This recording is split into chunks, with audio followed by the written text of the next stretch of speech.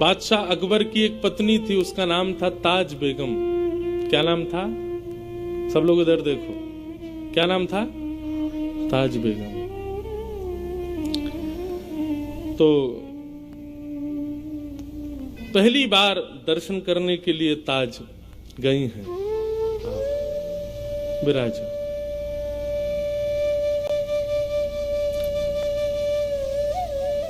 बोलो वृंदावन बिहारी लाल की। बहुत ध्यान से सुनना। ताज बेगम पहली बार अकबर के साथ गोवर्धन गई।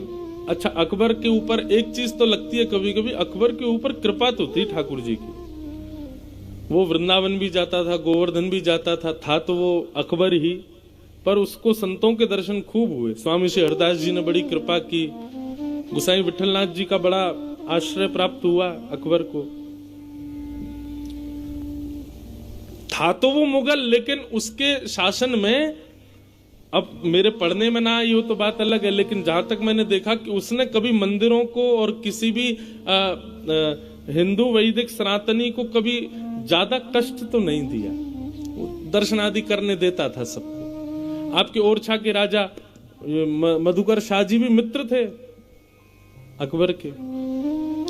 तो अकबर ऐसे कभी कभी दिग्विजय के लिए घूमने जाता था। गोवर्धन गया, गोसाई जी से प्रार्थना की कि हमको श्रीनाथ जी का दर्शन करना है।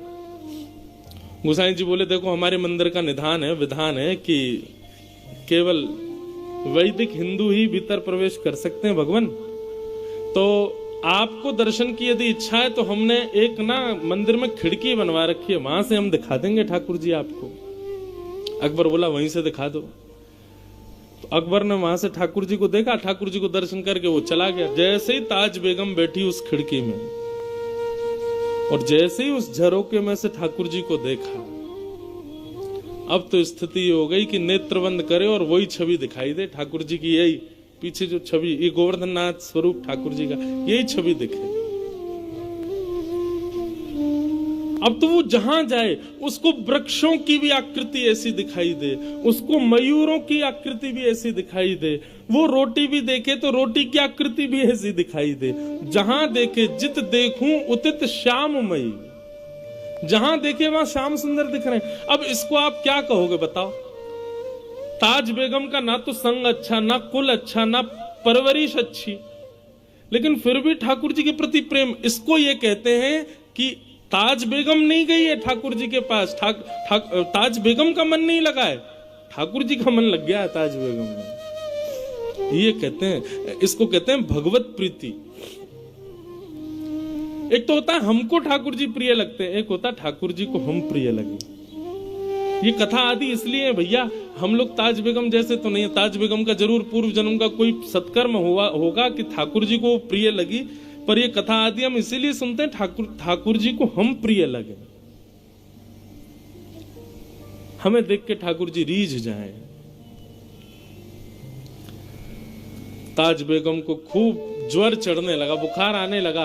बादशाह ने खूब वैद्य बुलाए, हकीम बुलाए, लेकिन कोई ठीक नहीं कर पाया। एक दिन बादशाह से जाकर के ताज बेगम ने अपने मन की बात कही, बादशाह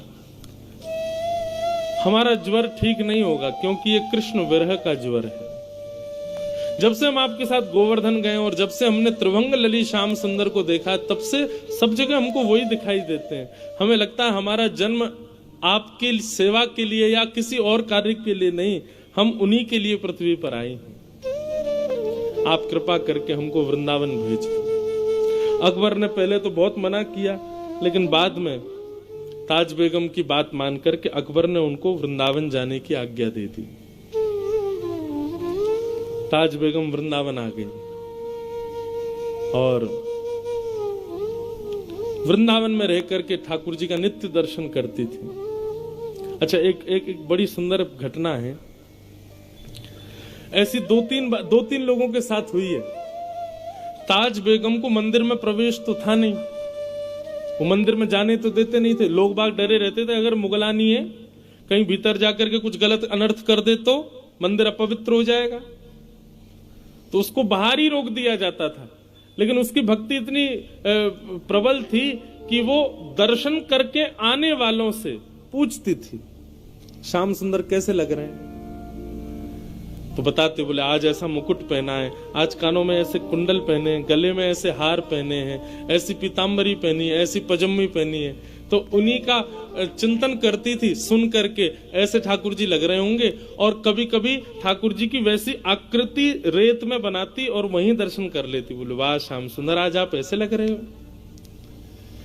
धीरे धीरे ताज बेगम की स्थिति इतनी ऊंची हो गई कि अब ताज बेगम किसी से पूछती नहीं थी, अपने नेत्र बंद करके अपने आप ही एक आकृति बनाती थी और दर्शन करके आने वाले से कहती थी, सुनिए आज ठाकुर जी ने नीली चोली पहनी है, आज ठाकुर जी ने गले में मोतियों की माला पहनी है, आज ठाकुर जी ने ऐसी पाग पहनी है, कानों में मत्स्याकृत कुंडल पहने हैं, हाथों में सोने के कड़ूले पहने हैं।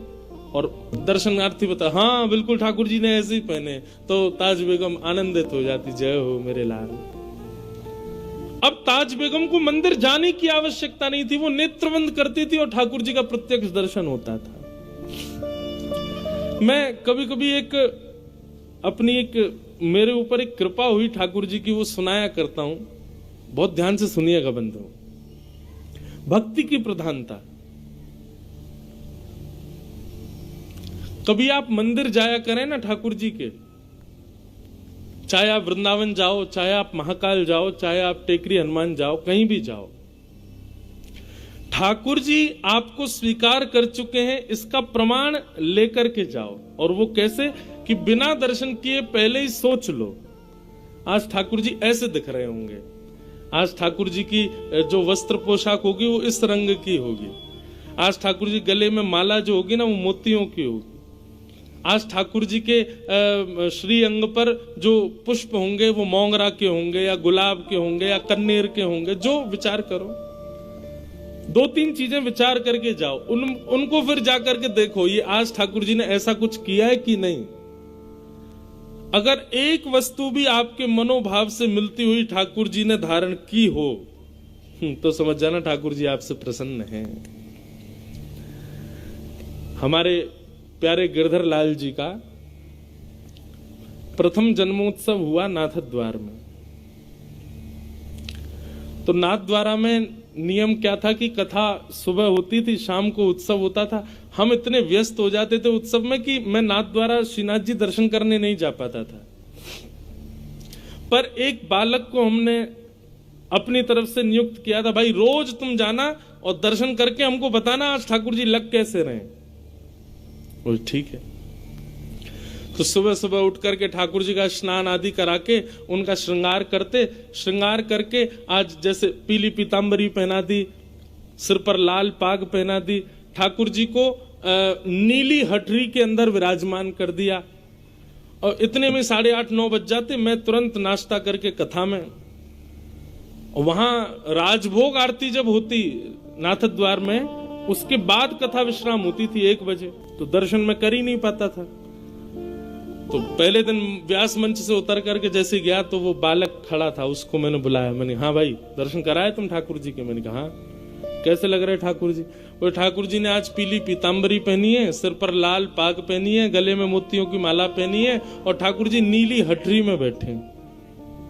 मैंने कहा हमारे लाल जी की नहीं, मैं कह रहा हूँ श्रीनाथ जी ने क्या पहना। बोले हम श्रीनाथ जी का ही बता रहे हैं। मैंने कहा ये तो हमारे ठाकुर जी ने पहना है। बोले कि नहीं नहीं महाराज जी, श्रीनाथ जी ने भी ऐसे ही श्रृंगार किया है। मैंने कि भाई पहले दिन तुक्का लग सकता है, दूसरे दिन देखते हैं कुछ होता है कि नहीं। अब दूसरे दिन हमने ठाकुर जी को फिर कोई बढ़िया सुंदर नीली पोशाक पहनाई और आज कांच की हटरी में ठाकुर जी को विराजमान किया, सिर पर बढ़िया सोने का मुकुट धारण कराया, सुंदर श्रृंगार। अभी भी मुझको ऐसा कुछ नहीं था, मुझे बस लगा ठीक है कल मैच हो गया, आज थोड़ी होगा। कथा करने गए, कथा करने के बाद मंच से उतर के मन, हाँ भाई आज श्रीनाथ जी कैसे लग रहे हैं? बोले महाराज जी आज ठाकुर जी ने सोने का मुकुट पहना है, ठाकुर जी कांच की हटरी में बैठे हैं, ठाकुर जी ने आज नीली पोशाक धारण करी है। अब तो ये सुनकर के मेरे हाथ पांव कांपे।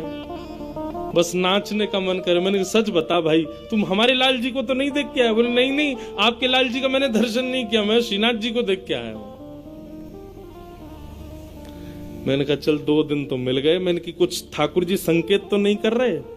बोले पता नहीं महाराज जी। तो हमने क्या किया, अगले दिन मैंने कि आज ठाकुर जी को ऐसा कुछ पहनाऊंगा जो मैच ही नहीं होगा। हमने अपने लाल जी को सेहरा पहना दिया, दुल्हा बना दिया। मैंने आज दुल्हा बन के दिखा। सेहरा पहनाया, सफेद पोशाक पहनाई, लाल चुनरी उड़ाई, वो लाल पटका पहनाया ठाकुर जी को, बहुत सुंदर श्रृंगार। और आज ठाकुर जी मोतियों की हटरी में विराजमान किए। अब मेरा कथा में मन नहीं लगे, मुझे यूं लगे कब कथा पूरी हो मैं उससे पूछूं आज क्या पहना है। कथा विश्राम हुई। विश्राम होते कौन प्रणाम कर रहा है, कौन माला पर, मुझे कुछ नहीं, मुझे वही दिख रहा था। मैंने जल्दी आ इधर। मैंने कि सही सी बता, आज ठाकुर जी ने क्या पहना है? बोले आज तो ठाकुर जी दुल्हा राजा बन के बैठे हैं। मैंने कहा जय हो, बोल श्रीनाथ प्यारे की। उस समय की स्थिति में व्यक्त नहीं कर सकता हृदय से। इतना रोना आया, इतना ठाकुर जी को हृदय से लगा के आनंदित हुए कि जय हो ठाकुर जी। आज ऐसा लगा कि मानो उत्सव आपने स्वीकार किया। हम अपने ठाकुर जी का श्रृंगार करते और वो श्रृंगार अपने आप वहां श्रीनाथ जी का भी वैसा ही होता। यह है भक्ति। और ऐसे स्वीकारीकरण ठाकुर जी व्यक्त करते हैं। तो आप कभी कभी वृंदावन आते हैं, पहले ही सोच लिया करो बिहारी जी आज अगर आपने ऐसा कुछ पहन रखा होगा तो हम समझ जाएंगे आप हमसे प्रसन्न हो। और सही माने संग में 2-3 लोगों को रखना संभालने के लिए। यदि आपने जैसा सोचा वैसे ठाकुर जी दिख गए तो हो सकता है अटैक भी पड़ जाए, आपको बच नहीं पाओगे। कई 2 लोग चाहिए होंगे, भाई हमको संभाल लेना तुम कैसे भी, क्योंकि लगेगा कि वाह ठाकुर जी आज तो श्रृंगार मानो मैंने ही किया है आपका। तो ताज बेगम के साथ ऐसा होने लगा कि पहले तो वो पूछती थी कि ठाकुर जी कैसे दिख रहे हैं और वैसी आकृति बनाती थी और उस आकृति का दर्शन करती थी। पर धीरे धीरे उसके मन में, अब वो जैसा मन में विचार करती थी और दर्शनार्थियों से पूछती थी कि ठाकुर जी आज ऐसे दिख रहे हैं क्या? सब कहते बोले हाँ ऐसे ही दिख रहे हैं। ताज बेगम खूब नाचती।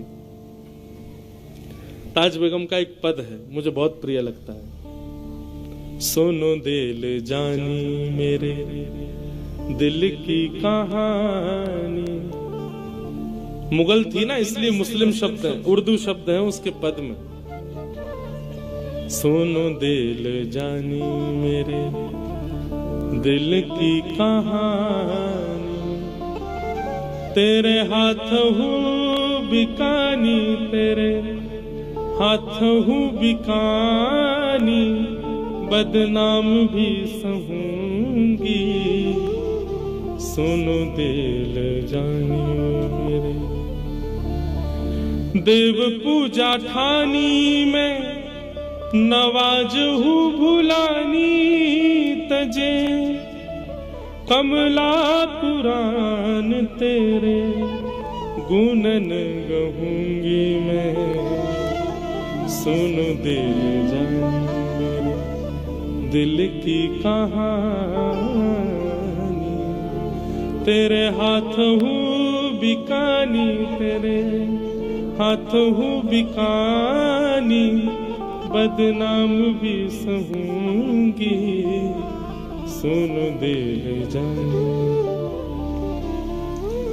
नंद के कुमार कुर्बान तेरी सूरत पे,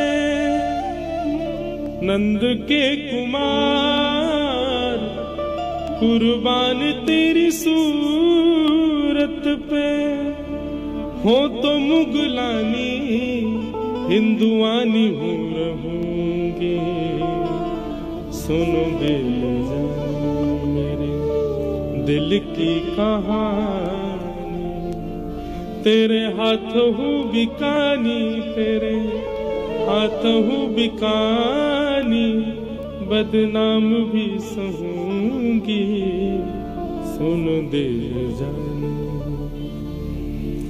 सांवला सलोना सिर ताज सिर कूले दिए सांवरा सलोना, सिर ताज सिर कूले दिए तेरे नेह दाग में निदाग हूँ रहूंगी। सुन दे जाने मेरे दिल की कहानी, तेरे हाथों हूँ बिकानी बद नाम भी सहूंगी। सुन दे जाने। ये बादशाह अकबर की पत्नी ताज बेगम, उनका जो शरीर शांत हुआ ना, वो कथा भी बड़ी विलक्षण है। होली का दिन पूरे ब्रजमंडल में रंग धमार हो रही थी और ताज बेगम अपनी कुटिया में बैठे बैठे ठाकुर जी का दर्शन कर रही है। लेकिन आज के दर्शन में यह था कि सब दिख रहे हैं लेकिन उसको ठाकुर जी नहीं दिखाई दिए। बहुत ध्यान से सुनना। ताज बेगम एक पद लिखती है धमार का, आज भी नाथद द्वार में होली वाले दिन जब ठाकुर जी के कपाट खुलते हैं ना, तो ताज बेगम की धमार गाई जाती है ठाकुर जी के आगे, जो ताज बेगम ने लिखी, अपने अंतिम शब्द थे उसके।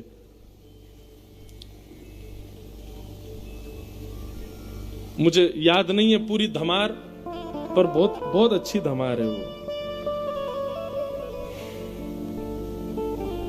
बहुरी ढप बाज रहे, ऐसे उसका प्रारंभ है। बहुरी ढप बाज रहे, ढप बजते हैं ना हमारे वृंदावन में जब होली होती है, तो गाते गाते वो पूरे ब्रज का वर्णन करती है। नंद बाबा अबीर उड़ा रहे हैं, यशोदा मैया गुलाल उड़ा रही हैं, गोपियां एक दूसरे के गाल पे गुलाल लगा रही हैं। अरे कहां तक गए, गैया भी एक दूसरे से अपने अंग को रिगड़ करके होली खेल रही हैं। ग्वाल बाल सब यमुना जी में कूद रहे हैं। इस प्रकार पूरे ब्रज का दर्शन करते हुए अचानक लिखते लिखते वो रुक गई।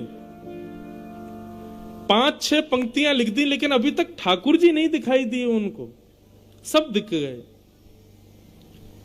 सबके वर्णन करते करते करते करते करते तभी ताज बेगम के मनोभाव में दर्शन दिखता है कि असंख्य गोपियां सुंदर गुलाल अबीर उड़ा रही हैं। गुलाल के एक जैसे मानो कोहरा जैसे पड़ता है, ऐसे गुलाल का कोहरा पड़ रहा है और उसमें मधुर मोर पिच्छ दिखाई दे रहा है। थोड़ी सी ठाकुर जी की वंशी दिखाई दे रही है। नीलांबर ठाकुर जी लाल लाल गुलाल के बीच में से जैसे ही निकल करके आए, ताज बेगम को लगा मानो प्रत्यक्ष ठाकुर जी सामने आ गए।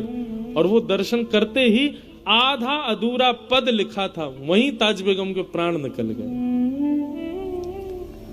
तो वर्णन करते हैं ताज बेगम अपना पद पूर्ण नहीं कर पाई और उनके प्राण निकल गए। तो जो अधूरी एक पंक्ति रह गई थी ना, उस दिन जिस दिन ताज बेगम के प्राण निकले, उस दिन आकाशवाणी हुई वृंदावन में और स्वयं श्री राधा रमन लाल जी ने अंतिम पंक्ति पूरी की।